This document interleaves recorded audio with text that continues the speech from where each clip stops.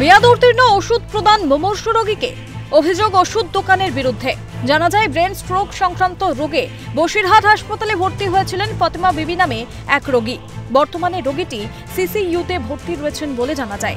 শনিবার চিকিৎসা চলাকালীন ডাক্তার কার্নকান নামে একটি ওষুধ লেখেন রোগীর প্রেসক্রিপশনে। পরে পরিবারের তরফে ওই ওষুধ কিনতে গেলে তাদেরকে মেয়াদ উত্তীর্ণ ওষুধ প্রদান করেন ওষুধ দোকানের কর্মীরা।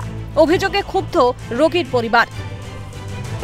ওরা আমার হাতে যখন ওষুধটা দেয় তখন দেখি ওই ওষুধটা এক্সপায়ার হয়ে গেছে।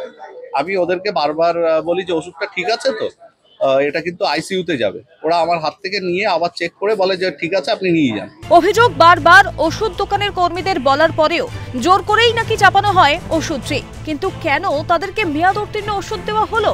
কেন এতটা অসচেতনতা? উঠছে প্রশ্ন। হাসপাতাল পরিষেবা ভালো হলেও গাফিলতি রয়েছে ওষুধ দোকানের কর্মীদের। ঘটনায় পরিবারের তরফে হুঁশিয়ারি, ড্রাগ কন্ট্রোলে অভিযোগ জানাবেন তারা। এই এক্সপায়ার ডেটের ওষুধ খেয়ে তো কোনো একটা দুর্ঘটনা হতে পারত। তো সেই জন্য আমি চাচ্ছি ড্রাগ কন্ট্রোলে এই অভিযোগটা আমি দায়ের করব, যাতে করে কড়া ব্যবস্থা নেয়। ড্রাগ কন্ট্রোল সমস্ত রকম ওষুধের দোকানে যেন এক্সপায়ার ডেট কোন ওষুধ যেন তারা ব্যবহার না করে। অপরদিকে ড্রাগ কন্ট্রোলার অফিসারের তরফে জানানো হয়, অভিযোগপত্র পেলে তারা ব্যবস্থা নেবেন। যে প্রোডাক্টটা কিনেছে তার বিল কিছু একটা তো দিতে হবে। হ্যাঁ, সেগুলো সবই সাপোর্টিভ হিসাবে কিছু দেবেন। হ্যাঁ, তাহলে আপনারা পদক্ষেপ নেবেন, তাই তো? হ্যাঁ, একদম ডেফিনেটলি। বলা বাহুল্য, রোগী পরিষেবায় দিন দিন গাফিলতির স্পষ্ট ছবি উঠে আসছে স্বাস্থ্য কর্মীদের তরফে, সে হাসপাতাল হোক বা ওষুধ দোকান।